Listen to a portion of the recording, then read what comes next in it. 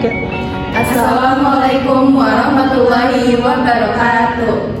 Perkenalkan, nama saya Vinia Khairunisa. Saya Sela Pratiwi. Saya Putri Salsabila. Kami dari kelompok 3 ingin menjelaskan materi tentang IRP.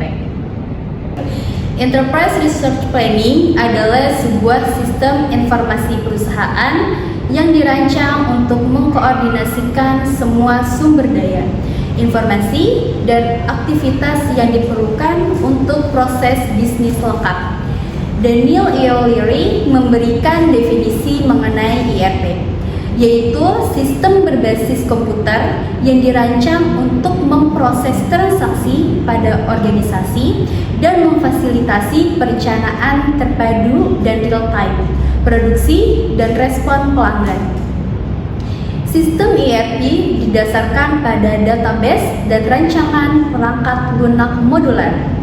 IRP merupakan software yang mengintegrasikan semua departemen dan fungsi suatu perusahaan ke dalam satu sistem yang dapat melayani semua kebutuhan perusahaan, baik dari departemen penjualan, HRD, produksi, atau keuangan. Sistem IRP dibagi atas beberapa subsistem, yaitu sistem finansial, sistem distribusi, sistem manufaktur, dan sistem human resource. Selanjutnya ada modul IRP. Di dalam modul IRP ada modul operasi, yaitu meliputi general logistik, sales and distribution, materials management, quality management, customer service, production planning and control, project system, environment management. Lalu ada modul finansial dan akuntansi yang meliputi general accounting, financial accounting, controlling, investment management, treasury, enterprise controlling. Dan yang ketiga ada modul sumber daya manusia yang meliputi personnel management, personnel time management, payroll, training and event management, organizational management, dan travel management. Lalu ada IRP komersial. IRP komersial meliputi SAP, BAN, Oracle, PFS, PeopleSoft, and JD Edwards. Selain itu, salah satu sistem IRP open source yang populer sekarang ini adalah Compare and Open. IRP juga memiliki karakteristik.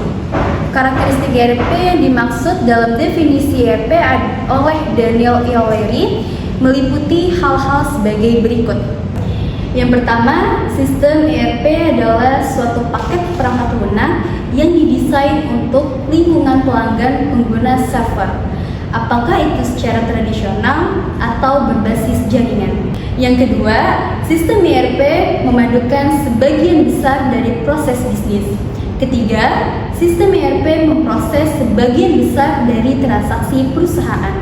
Yang keempat, sistem IRP menggunakan database perusahaan yang secara tipikal menyimpan setiap data sekali saja. Yang kelima, sistem IRP memungkinkan mengakses data secara waktu nyata atau real time. Yang keenam, dalam beberapa hal sistem IRP memungkinkan perpaduan proses transaksi dan kegiatan perencanaan. Yang ketujuh, sistem IRP menunjang sistem multi mata uang dan bahasa yang sangat diperlukan oleh perusahaan multinasional. Yang kedelapan, sistem IRP memungkinkan penyesuaian untuk kebutuhan khusus perusahaan tanpa melakukan pemrograman kembali, di mana IRP memiliki beberapa keuntungan. Yang pertama, integrasi antara area fungsional yang berbeda untuk meyakinkan komunikasi, produktivitas, dan efisiensi yang tepat. Kedua, rancangan perekayasaan. Ketiga, pelacakan pemesanan dari penerimaan sampai fulfillment. Yang keempat, mengatur saling ketergantungan dari proses penagihan material yang kompleks. Yang kelima, pelacakan 3 cara yang bersesuaian antara pemesanan pembelian, penerimaan inventory, dan pembiayaan. Dan yang keenam, akuntansi untuk keseluruhan tugas seperti melacak pemasukan, biaya, dan keuntungan pada level inti. Selanjutnya, ada keuntungan penggunaan dalam menerapkan ERP. Yang pertama, integrasi data keuangan, yaitu untuk mengintegrasikan data keuangan sehingga top manajemen bisa melihat dan mengontrol kinerja keuangan perusahaan dengan lebih baik.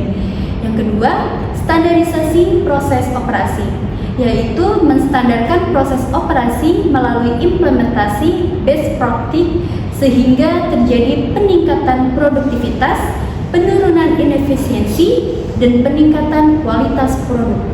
Ketiga, standarisasi data dan informasi merupakan menstandarkan data dan informasi melalui keseragaman pelaporan, terutama untuk perusahaan besar yang biasanya terdiri dari banyak bisnis unit dengan jumlah dan jenis bisnis yang berbeda. Serta keuntungan penggunaan ERP bisa diukur melalui beberapa. Keuntungan penggunaan ERP bisa diukur berbagai cara. Yang pertama, penurunan inventory. Kedua, penurunan tenaga kerja secara total. Ketiga, peningkatan service level. Keempat, peningkatan kontrol keuangan. Dan yang kelima, penurunan waktu yang dibutuhkan untuk mendapatkan informasi.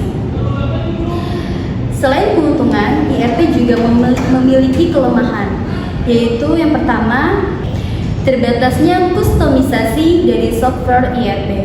Yang kedua, sistem ERP yang sangat mahal.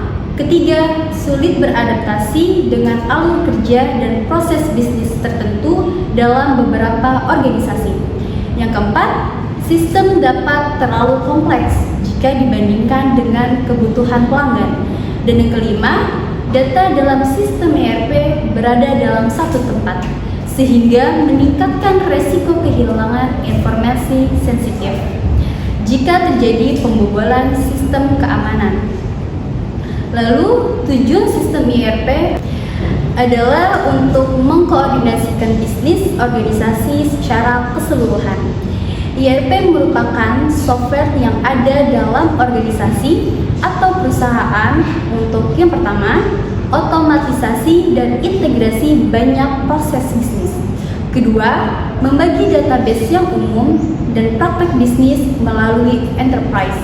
Ketiga, menghasilkan informasi yang real time. Dan yang keempat, memungkinkan perpaduan proses transaksi dan kegiatan perencanaan. Di mana ERP melalui beberapa evaluasi. Tahap 1, yaitu Material Requirement Planning atau MRP, merupakan cikal bakal dari ERP dengan konsep perencanaan kebutuhan material. Tahap kedua, Closed Loop MRP, merupakan sederetan fungsi dan tidak hanya terbatas pada MRP.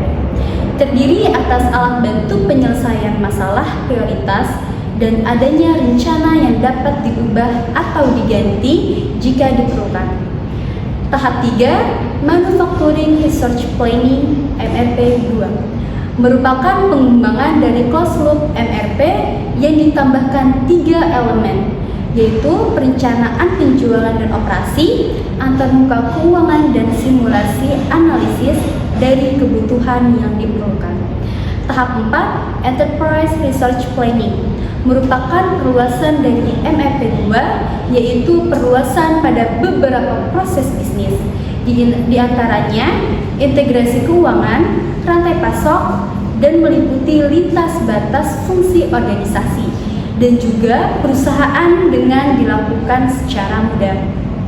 Tahap 5, Extend ERP atau ERP kedua, merupakan perkembangan dari ERP yang diluncurkan tahun 2000, serta lebih kompleks dari ERP sebelumnya. Integrasi dalam ERP.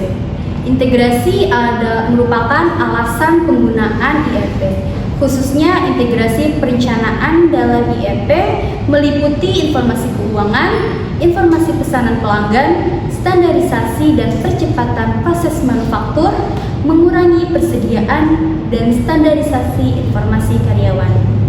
Yang pertama, integrasi informasi keuangan.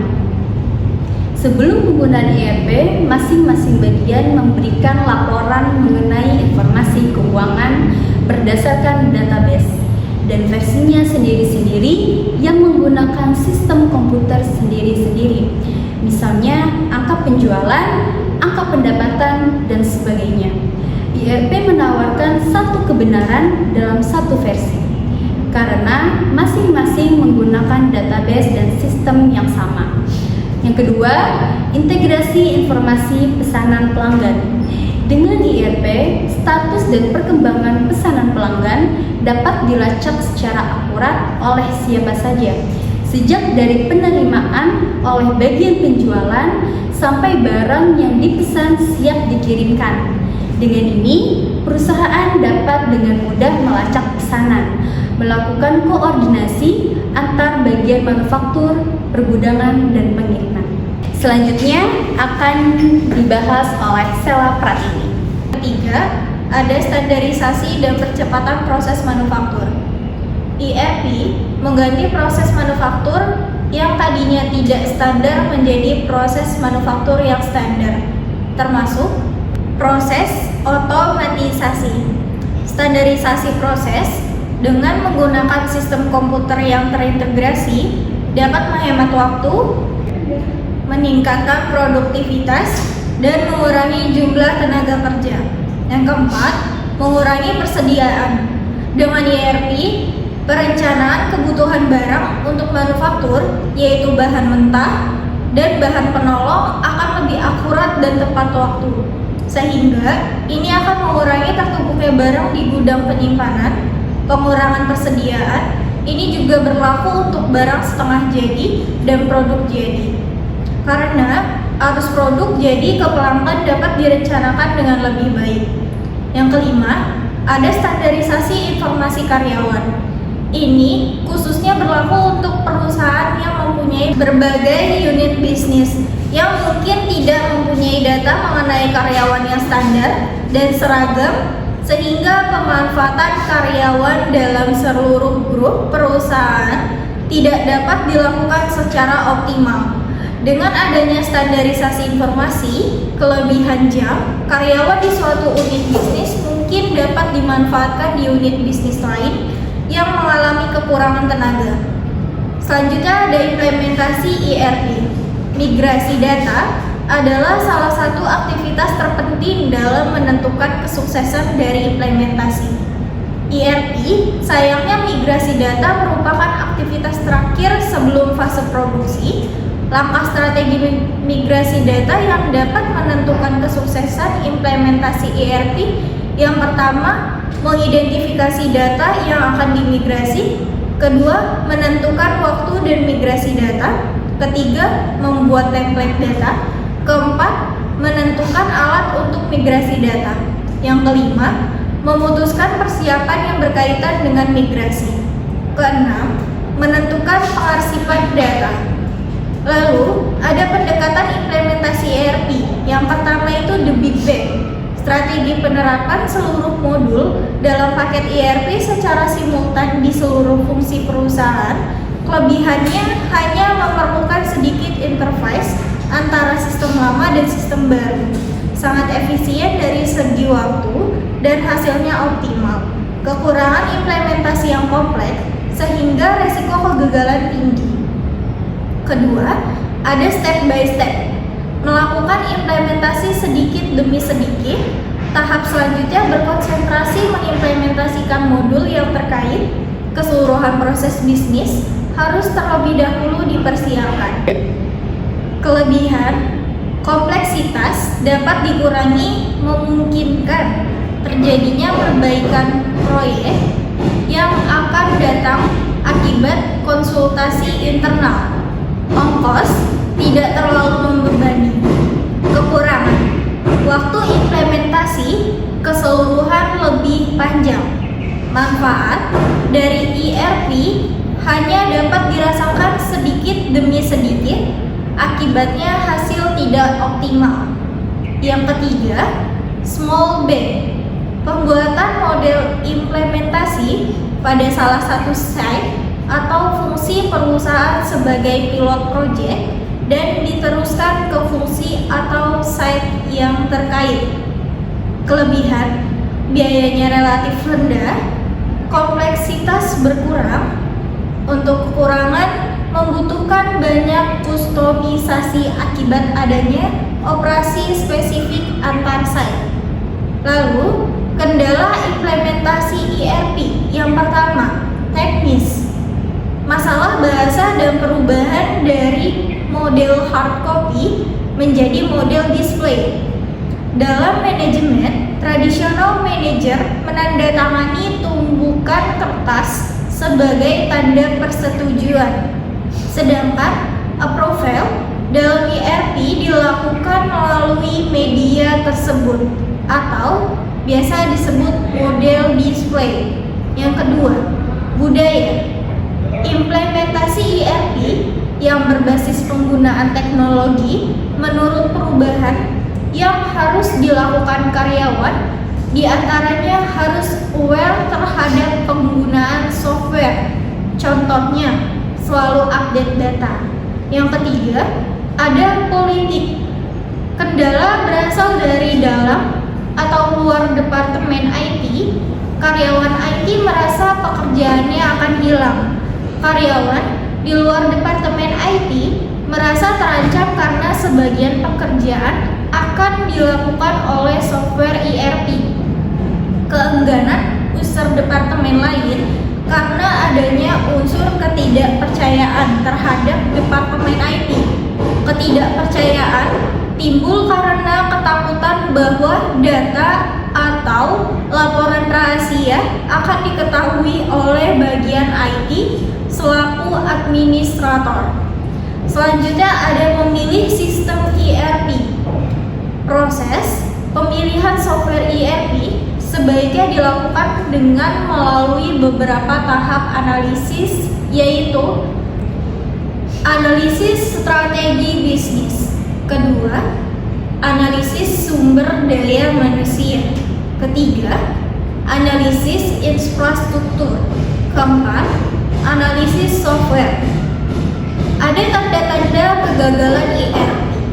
Kegagalan ERP biasanya ditandai oleh adanya hal-hal, yaitu pertama, kurangnya komitmen top manajemen. Kedua, kurangnya pendefinisian kebutuhan perusahaan atau analisa strategi bisnis. Tiga, cacatnya proses seleksi software atau tidak lengkap atau terburu-buru memutuskan.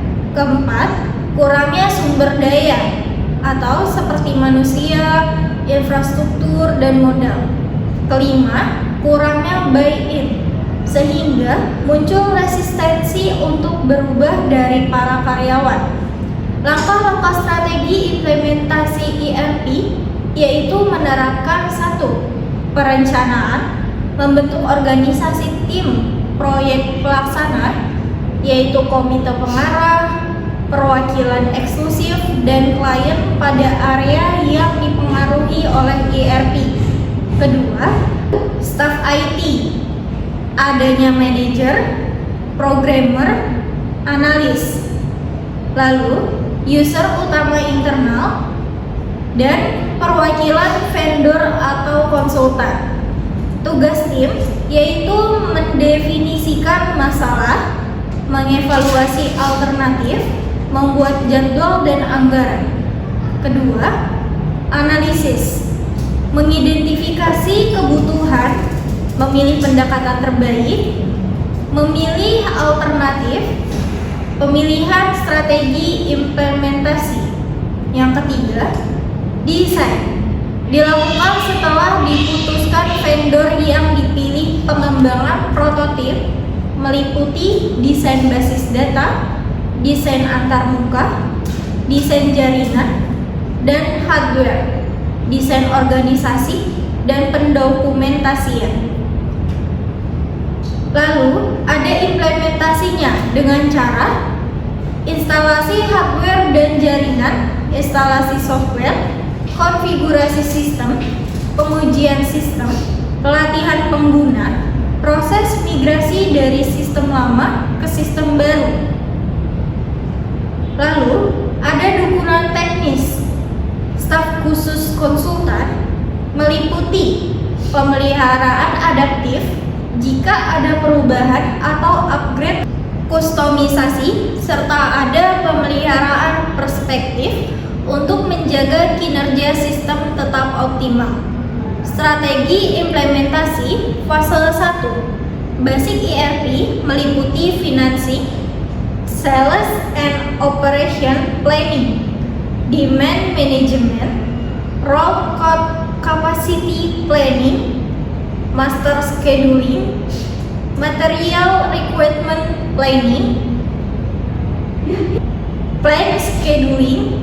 Fase 2 integrasi supply chain meliputi membangun supply chain, pengadaan produk atau material dari supplier, layanan distribusi, distribution requirement planning. Fase 3 perluasan dan pengembangan untuk mendukung strategi perusahaan meliputi advanced planning system. Terakhir, rating supplier. Selanjutnya akan dijelaskan oleh Putri Salsabila. Saya akan melanjutkan materi tentang ERP dalam akuntansi. Pada umumnya, ERP digunakan untuk perencanaan terkait tujuan perusahaan. Meskipun penggunaan ERP dikaitkan dengan perusahaan besar, tetapi kini sudah mulai bisa merambah ke UMKM dan berbagai industri. ERP akuntansi digunakan khusus untuk pengelolaan akuntansi perusahaan di setiap bagian dengan mengacu pada satu sistem. ERP akuntansi memungkinkan perusahaan untuk mengintegrasikan berbagai fungsi pengelolaan akuntansi pada setiap proses bisnis perusahaan. Jenis ERP akuntansi sama halnya dengan ERP akuntansi terdiri dari beberapa jenis, yaitu 1. ERP on-premise. ERP on-premise adalah software ERP yang digunakan untuk perusahaan secara luring atau offline. Penggunaan ERP diintegrasikan melalui sistem yang terpasang di area tempat kerja perusahaan. Kelemahan dari sistem ini adalah hanya bisa diakses pada saat kita berada di kantor. Yang kedua, ERP Cool. ERP Cool adalah perkembangan mutakhir dari software dalam beberapa tahun kebelakangan. ERP jenis ini memiliki beberapa kelebihan dari sistem penyimpanan data yang sudah tersimpan pada cloud. Singkatnya, dengan karakteristik tersebut, penyimpanan data akan dilakukan secara otomatis dan dapat diakses secara real time. Manfaat ERP. Selain berfokus pada pengelolaan akuntansi, ERP akuntansi juga dapat melakukan fungsi-fungsi lain yang berkaitan dengan akuntansi perusahaan. Hal tersebut merupakan salah satu bentuk manfaat dari penerapan ERP akuntansi pada perusahaan. Terdapat beberapa manfaat lain yang akan didapatkan perusahaan jika menggunakan software ERP pada pengelolaan akuntansinya, yaitu yang pertama, menghemat biaya. Dengan otomatisasi dan integrasi saat menggunakan ERP, dapat menyelesaikan seluruh pengelolaan dan pekerjaan kompleks terkait pengelolaan akuntansi dengan biaya yang tidak banyak karena sistem yang sudah mengutamakan teknologi. Bahkan, untuk beberapa posisi, sistem pada software ERP dapat mengurangi biaya tenaga kerja karena sudah mampu mengerjakan pekerjaan manual secara otomatis. Yang kedua, efisiensi. ERP menyelesaikan seluruh pengelolaan dan pekerjaan lebih efisien secara waktu karena sudah diatur dengan sistem otomatis. Fungsi koordinasi antar unit juga akan semakin efisien dikarenakan semua hal tersebut sudah dapat menjadi pengambilan keputusan dari pihak manajemen menjadi lebih efisien dan cepat tanggap. 3. Koordinasi. Koordinasi antar unit di suatu perusahaan terkadang sulit untuk dilakukan. Perbedaan fungsi dan prioritas yang mungkin menjadi penghalang antar unit untuk berkolaborasi. Dengan adanya data pada ERP akuntansi, pengelolaan antar unit hanya perlu mengakses data pada ERP untuk langsung melakukan pengelolaan data terkait kepentingan akuntansi perusahaan. Bahkan untuk ERP jenis cloud, data yang diakses dapat berupa data terbaru secara real time. Keempat, keamanan data. ERP yang sudah terintegrasi pada umumnya memiliki sistem keamanan data yang mampu melindungi data akuntansi perusahaan. Dengan menggunakan ERP, maka perusahaan akan menyimpan data pada suatu database yang hanya bisa diakses oleh pihak tertentu. Hal ini juga bertujuan untuk melindungi dari penyalahgunaan data perusahaan yang ada. Modul ERP dalam akuntansi yang digunakan adalah modul finance. Modul finance ERP memungkinkan organisasi untuk menangani fungsi akuntansi dan manajemen keuangan dengan lebih baik. ERP Finance dapat memelihara catatan akun standar, menangani transaksi, dan pelaporan biaya yang sering dikenal dengan ERP Finance atau ERP Manajemen Keuangan. ERP Finance ini juga dapat membantu analisis profitabilitas dan manajemen pendapatan. Faktor yang mendorong diterapkannya ERP yaitu dengan data keuangan yang terintegrasi akan memudahkan organisasi dalam mengukur dan meningkatkan kinerja perusahaan. Beberapa fungsi utama yang dapat ditangani ERP Finance adalah: yang pertama, General Ledger. Ini adalah dasar dari seluruh sistem akuntansi. Modul General Ledger dalam ERP dapat membantu organisasi terkait manajemen keuangan, penganggaran, dan proses aktual. Selain itu, ERP-GL ini dapat diintegrasikan dengan akuntansi, pengadaan, dan manajemen arus kas. Yang kedua, hutang usaha dan piutang usaha. Dengan modul hutang usaha, organisasi dapat mendaftarkan faktur pemasok yang diterima dan mengotorisasi atau melacak faktur yang masuk secara bersamaan. Selain itu, organisasi juga dapat mengotomatisasikan pembuatan faktur dan proses persetujuan. Modul akun receivable memungkinkan organisasi melacak pembayaran yang akan diterima dari pelanggan. Manfaat lainnya adalah ERP dapat diintegrasikan dengan sistem manajemen skor kredit. Yang ketiga, profit tracking. Modul ini dapat memberikan gambaran tentang kesehatan keuangan perusahaan secara keseluruhan dan gambaran umum tentang bagaimana perusahaan menggunakan sumber daya keuangannya. Dengan menggunakan ERP, organisasi dapat melakukan analisis profitabilitas, memperkirakan laba atas investasi, organisasi dari transaksi penjualan, histori, dan data pengeluaran. Keempat, reporting. Modul reporting membantu perusahaan menyiapkan laporan keuangan, biasanya untuk penggunaan internal. Kelima, manajemen aset. Modul manajemen aset dapat membantu organisasi dalam mengelola aset tetap. Modul manajemen aset dapat membantu dalam aktivitas operasi, investasi, pelepasan, revaluasi aset tetap, dan informasi perhitungan asuransi. Keenam, cash management. Aktivitas terkait proses dan analisis semua transaksi terkait uang tunai untuk jangka waktu tertentu dapat dibantu ERP pada modul cash management.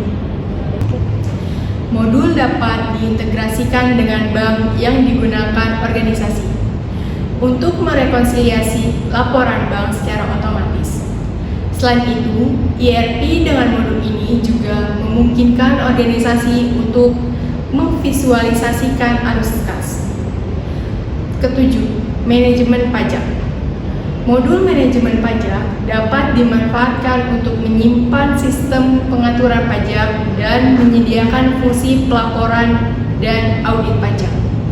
Modul ini memungkinkan organisasi untuk mengumpulkan informasi pajak dari semua dokumen keuangannya ke dalam suatu tempat penyimpanan, kemudian menghasilkan laporan pajak yang dibutuhkan. 8. Risk Management. Modul manajemen risiko ini memungkinkan organisasi untuk memprediksi, menganalisis, dan mengelola risiko terhadap operasi dan stabilitas keuangannya. Sekian penjelasan materi dari kelompok kami. Semoga bisa memberikan manfaat bagi para penonton. Kurang lebihnya mohon maaf. Assalamualaikum warahmatullahi wabarakatuh.